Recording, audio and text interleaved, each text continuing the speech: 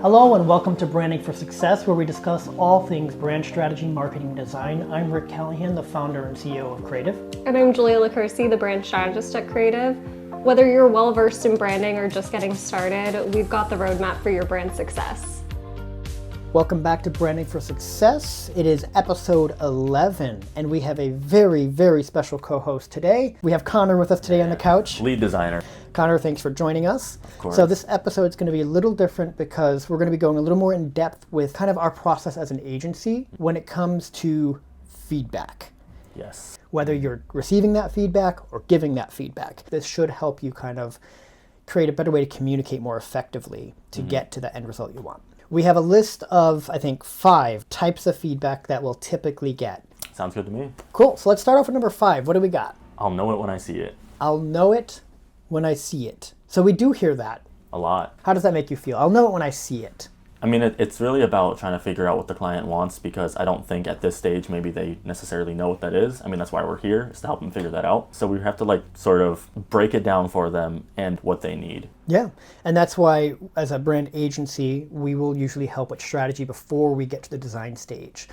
A lot of times we'll actually do some stylescapes if we're doing a brand identity. This is basically a fancy mood board. We have episodes about that. Go back and watch them. Where it's basically we're trying to get a feel, a vibe to come across so that we can get a direction of what should work and what shouldn't work. And if we can do that before the client is picking a logo or picking a web template design or whatever it is, this usually helps them to know more of what they think is going to work, and we can talk strategy with them to figure out what's going to work for their clients. So by the time we get to actual design, we have kind of parameters that rein it in, so hopefully we get less of the I'll know it when I see it and more of a I know what I'm looking for. Exactly. And even stylescapes, obviously we usually tackle that pretty early in the process so that we have a sort of direction to move forward with.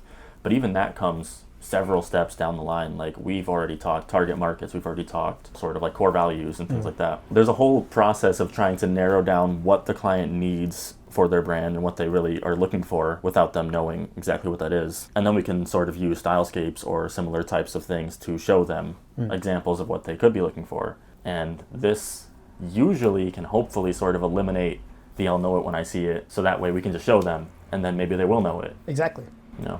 Perfect. Number 4. It just doesn't feel right. That one's very ambiguous. Yeah. So what do you do when I do that to you, or when a client does that to us? How do we respond to that? Well, a way you've said it before is sort of to play therapy. We have to sort of ask questions like, what about it doesn't feel right? Is it the way it comes across? Is it a specific aspect? Is it you just don't like maybe the font choices, or maybe you don't like the color choices, or is it something bigger, maybe you just don't like something way deeper, anything about it? Yeah. Maybe you do like the fonts and colors, but you don't like the way we're arranging things, or the sort of priorities we've set in stone already. So sometimes it is a matter of sort of going back and rebuilding certain things. So it's about uncovering kind of a hidden problem that they might not be aware of, right? Usually means it's the tip of their tongue. That something is off, something is not exactly right, and they're trying to get to that point where they go, that's it. It usually is they don't know what problem they're trying to solve yet. And our job as therapists of a sort for design, for branding, for strategy, is to help them unearth what problem are they trying to solve. And a lot of times they might be thinking of an audience that's going to look at this and not feel right with it.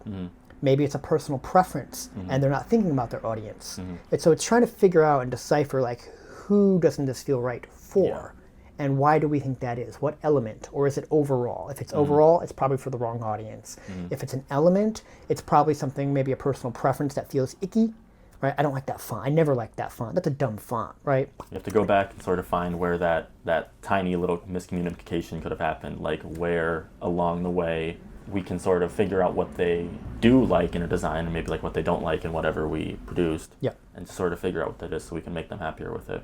Exactly. All right, let's go to number 3. Number 3, let's try to appeal to everyone. Let's not. No one appeals to everyone. Nothing appeals to everyone. It's literally impossible. Yeah. So I think people do this because they forget, or they don't think about, or they forget to keep in front of their mind who their target audience is.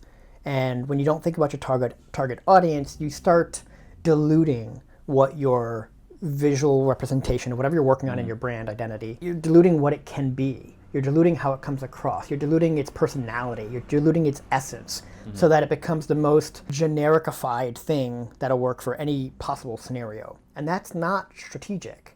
That is a very tactical blunder. You want to think about who is the target market we're trying to have this appeal to, and who do we want this to come across so when they see it, they go, that makes sense, or I can trust that, or that feels right. I think a lot of clients see like big, huge, successful brands, think like Coca-Cola or something, where it's obviously this huge mass appeal, and like maybe they'll feel like, oh, everyone knows this, everyone likes this brand, everyone knows this. But even something like that has people who don't like the brand, or Pepsi drinkers. Yeah, Pepsi drinkers. You know, I mean, people who just don't drink soda, people who don't like anything like that. You know, Yeah. I mean, there's definitely all types of opinions that can be had on any type of branding like this. Right. You know, even if it is a mass appeal sort of audience, it's not everyone. You can't appeal to everyone. Yeah. There's always going to be like another side of it. And so I think casually everyone wants their brand to appeal to everyone, because that's just more people coming in, more people using your brand, or, you know, being exposed to it. And I think on a psychological level, we all want to be liked.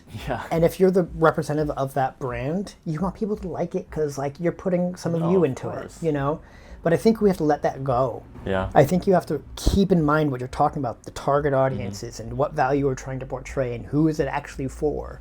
That helps narrow that scope and gives you a trajectory to go. I mean, at the end of the day, you know, it's a business, and you have to take into account who will be, you know, consuming your company or whatever. And just kind of like, you really do need to take into account target audiences. I think a lot of people just don't try to think about that, or expect their target audience to be way larger than it realistically would be. Yeah. You know, and that's where a lot of our brand strategy stuff comes in, is trying to define that for our client in a way that isn't like offensive or closing anyone out. Obviously, you know, we don't want to make anything ugly that anyone's not course. going to like looking at. Yeah. You know, ideally our stuff will come out nice, and I think most people will enjoy it. But again, you know, you have to know your audience. Perfect. Next one. Number 2, it's Number missing something, but I'm not sure what. It's missing something. I'm not sure what. Yeah, that's a good one. I think the tricky part about this is it sounds like the person giving this feedback, it's missing something, but I'm not sure what, is like just about there to know what that thing is. And like when they see it, they'll know it type of thing again. Yeah. Right? Well, tell me your thoughts on that. It really does. All of these things so far have kind of fallen into the same family of just the client not knowing what they want necessarily. So what do we do at that stage? You know, we have to kind of poke and prod a little bit, you know, a little bit more therapy, just right at the finish line, just a tiny bit more.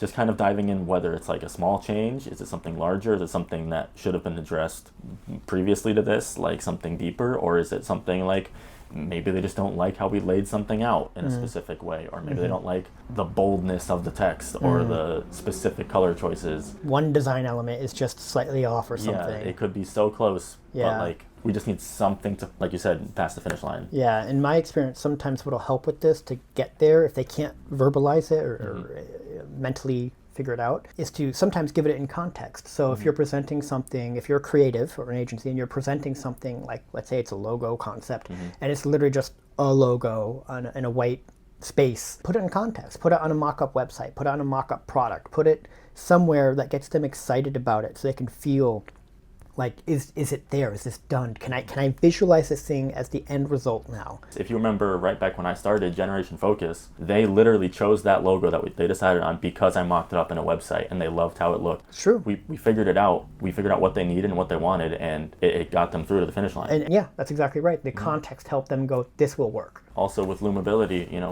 we showed a lot of different like swag mock-ups. We showed on like cups and lanyards and things Yeah. like that. We showed it in brochures. We really had to do a lot to push the overall direction of the brand, because Yeah. it's such like a lighthearted, silly, fun logo. For such a serious subject exactly. matter. So to make it come off still professional and like Yeah. credible, we had to really show everything. We had to really push everything through Yeah. so that they could believe it, because we had to impress a whole board for that Yeah, one. congrats Loomability. We love you guys. I think that's absolutely right, is the context can help for sure. And sometimes there might be just a little bit of nudge needed, and I think that context can be that. You want to move on to our last one? Number one, You know what it is. what is it? If you're a creative, deep down, you know what this one's going to be. I'm talking to you. I know you've heard this. What is it, Connor? Number one. Make it pop. Make it pop. Woo! That we know, make love it it. pop. We We all love it. know and love and hate and love to hate. Make it pop. What does it even mean? Really, it doesn't mean anything to a designer, except we know that it could mean, I want more contrast, I want it to be bigger, I want it to be bolder, I want it to get more attention. But those all, as a designer, can mean a lot of little design choices that are very different from each other. Yeah. So if you're somebody who gets the feedback, make it pop, please don't cringe. I know it's a tough one to hear because it can mean so many things for your job and how you're going to implement your work, but there are ways to work with this. If you're somebody who gives the feedback of make it pop, please try to understand that your subjective terminology of making something pop doesn't really imply what problem you're trying to solve. It really just says, I want something that's going to be in contrast to what we have now. But what does that mean? What contrast are we trying to make? So what are your thoughts on it? No, I mean, it's like we've been saying the whole episode so far, is what problem are they really trying to get fixed right now? What do we have to do to make them realize the full vision here, you know? A lot of times I think clients are looking for, like, when they see their new rebrand or they see whatever we're making, it's like they want this big dramatic punch, you know, they want to be impressed, they want to be blown away. They want it to pop. I think we can make that happen. We just have to figure out what does that for them, you know? So a lot like the previous feedback that we gave for number 2, I think context goes a long way with this one. So for example, you've been working on helping me with my personal brand, and it wasn't really until you put together some mock-up ad. Emma's going to show it right here, actually. Here it is, roughly. right there. It's right here. Here's the whole picture, and then here it is. Here it is. Make it pop. With the color line. See how much that pops? It's going to look See how much that pops? You see that poppage? It's going crazy. That is poppage. So what we're saying is just add a line. No, but it could be as simple as a line, right? It could be as simple as adding a color element. And what it comes down to is, what is that maybe embellishment? What is that flair that is going to take the thing you've already basically done and now present it in a way that is a little bit more dramatic or a little bit more evocative or a little bit more appealing to those when it gets revealed. And part of that definitely comes down to looking back at all of the market research and everything that we've done ahead of time. Like, if we take your brand again, if we think about before we added the line, if it's just a picture of you in a nice suit and it has like a black overlay, Rick Callahan, nice signature, and that's great. It looks great. You know, it puts a lot of credibility to you. Looks but legit. You don't really fall into that mold exactly because you are also at your heart a creative. Yeah. And so how do we make that shine through in a way that still keeps your credibility and like your, you know, established persona? So a tiny little line of bright colors and paint splotches and little marbling is like, it's giving like artist and like creative and fun, but in a way that doesn't take away from everything else that we already established, you know? If you can look at the context of what you're trying to design and somebody comes to you and says, make it pop, or if you're somebody saying make it pop, there's probably a reason for that. And to try to unearth what that reason is the problem you're trying to solve. And it's usually more of like, there's a flair that's not giving it a certain vibe or a certain essence that it needs to. Like you got like 98% of it there, but there's this like little 2% that's going to make the difference. And it could be as simple as a line with some color on it. So if you are a client and you've seen something I created and you notice it's not quite there yet, how do you think you could adequately give feedback to get the vision that you wanted? Very good question. I would probably fall into the trap of, okay, thinking out loud. I feel like we're almost there. I feel like there's something that needs to be tweaked or modified. I'm not sure what. Can you help me figure out what that might be? Because I think you did a great job to this point, but now I feel like it's missing a certain edginess or a certain insert descriptive adjective here. Right. That's what's going to help you, I think, as a designer go, oh, you want to take a little more in this direction. Got it. When up to this point, you've gotten it very credible, you got it established, you got it working, it solves all the business problems as a design, but for this brand in particular, it needs a little flair of some direction. And that's my job, to try to get you to understand in the best way I can articulate. Yeah. And sometimes that requires me to ask further questions to sort of poke and prod and figure out, you know, what you need to change. I mean, even if you only need like the tiniest little micro change on the design, there are literally endless possibilities for what that could look like. Like, we could change every little aspect of it, but if it's not the right thing that you needed and like the right sort of direction you wanted to take it, then it's not going to help. Awesome. Cool. So that's our top 5 feedback responses and our responses to those responses to help you be more effective communicators with each other as an agency or a client or creative, so that you can get the right output that you need for your project or initiative. Do we have anything else we want to add into the mix here? You posed a question earlier, the what if we try from a client? Yeah. You know, giving the solution to a problem they don't really know or understand. Yeah, so bonus feedback. Why do they do that? That creative process is fun. You know, It it's is. simple as that. You know, And when you can provide that feedback of, oh, I think we can try this, or I think we can try that, or can you just do it that way? That's fine. That's cool. If you're the type of client that gives direct feedback of what you want, that's cool. But we have to keep in mind the strategy of what we're trying to achieve. So if that feedback of wanting yellow or some other shape or something is based on personal preference, not good. If it's based on, I think this will work, I'd like to go towards making sure this audience is happy with whatever we're designing, that can work better. But have that be a conversation with the designer.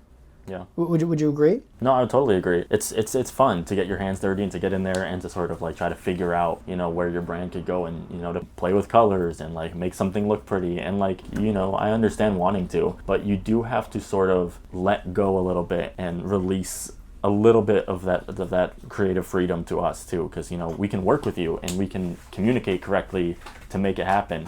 But just sort of telling us like, I want to see this yellow, I want this to be this way, I want this to look like this, I like these shapes only, I only like these fonts, it's not going to work.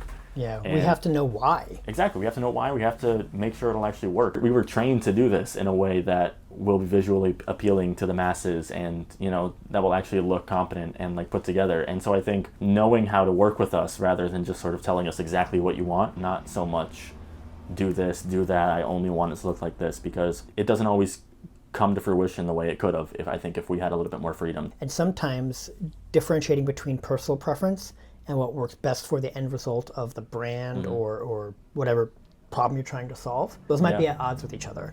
And so it's our jobs as the creatives, as the agency folks, to go back to the client and say, okay, so you'd like to see it in yellow. Can you tell me why? What are you trying to solve with this? Because our job is to help you get to that point where you go, yes, that is it. This is going to work. But we need to know why you think yellow is going to work. Because maybe it's not yellow, maybe it's a different color. Or maybe it's not even the color at all. Can we have a little bit of conversation about that? And when you open that dialogue, you become a collaborative team. We become a part of a team together. And we're working towards solving a problem that we can define together. And then you know what the solution is going to be when you get there. As opposed to just kind of piecemealing together what feels right and then going, no, I want it this way. That's literally how we get to the point where as an agency or as creatives, we don't love the end result as much because we know it could have been better if we just tried a little harder together. You know, we work with you. We're not against you, and we're not just trying to like come in and do our own thing and redesign your brand for you. Yeah. You know, it is a collaborative process. Cool.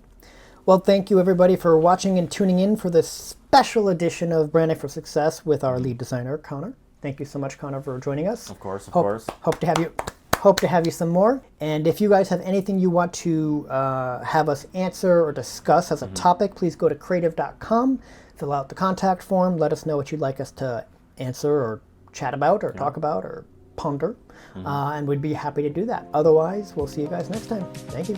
If you enjoyed this episode, don't forget to hit that subscribe button and leave a review. Also, make sure to share this with any friends and colleagues that you think might be helpful as well. And if there are any other topics you want us to talk about or questions you have, definitely let us know by sending us a message on social media, and follow us too. And definitely make sure you hit the website, creative.com. Tons of resources out there. Until next time, have a good one.